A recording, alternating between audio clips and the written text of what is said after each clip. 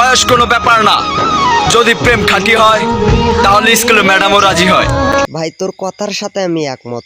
এর প্রমাণ হচ্ছে টিকটকের রাজকুমার মামুন আর টিকটকের রাজকন্যা লাইলা।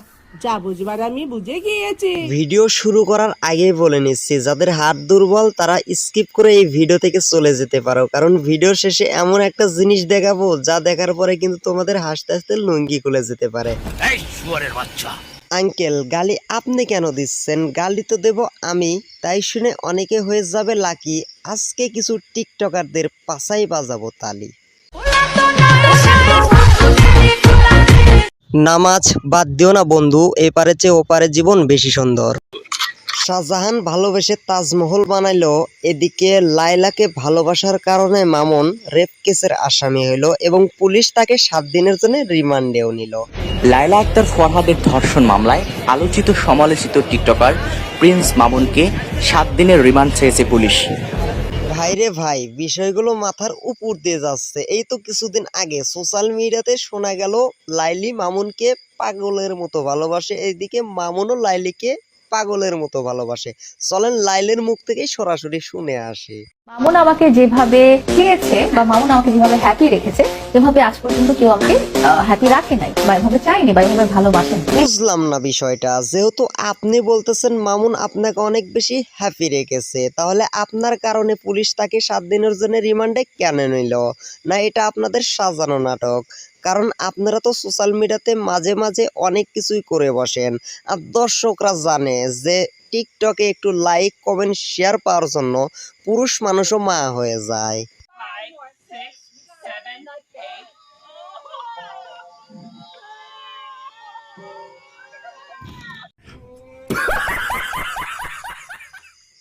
যাই হোক, বেটি মানুষ মানেই হচ্ছে শয়তানের চাচাতো বোন। এরা কখন কি করে কেউ ধরতে পারে না। ভালোবাসা আসলে কিরকম হয় এটা একমাত্র মামুনকে দেখে শেখা উচিত। পুলিশ ধরে নিয়ে যাচ্ছে, তারপরেও তার মুখে হাসি। যে মানুষটা তার নামে মিথ্যা দোষারোপ দিয়েছে তারপরেও সে খুশি। এটাকেই বলা হয় সত্যিকারের ভালোবাসা। তার উপর তার কোনো রাগ নেই।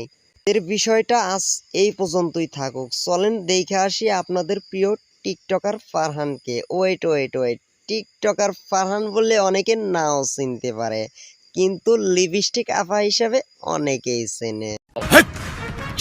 পুকুরের পানি সবাই ব্যবহার করে, কিন্তু কেউ খায় না।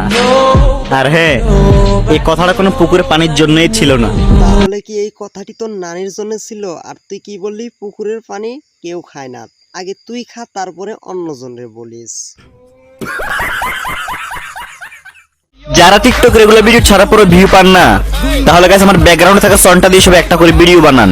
ইনশাআল্লাহ আগে যা ভিউ পাইতেন এখন তাও পামু না, এটাই তো বলবি নাকি? তোরা নিজেরে কি মনে করস অনেক বড় সেলিব্রিটি হইছস? আমাদের সাপোর্ট পাই আজকে তোরা আইডিতে lakh lakh million million follower করতেছস, অথচ তোদের ব্যাকগ্রাউন্ড দিয়ে আমাদের মিউজিক বানাইতে হইব। জীবনে একটা লাইক করছিলি কাউরে? আমার মনে হয় অনেক কারণ আছে। কারণ যাই হোক না কেন, আজকের ভিডিও কিন্তু এই পর্যন্তই। আর এইরকম বিনোদনমূলক ভিডিও পেতে তুমি যদি আমার চ্যানেলে নতুন হয়ে থাকো অবশ্যই চ্যানেলটি সাবস্ক্রাইব করবা, আর ইতিমধ্যে যারা করে ফেলেছো অসংখ্য ধন্যবাদ।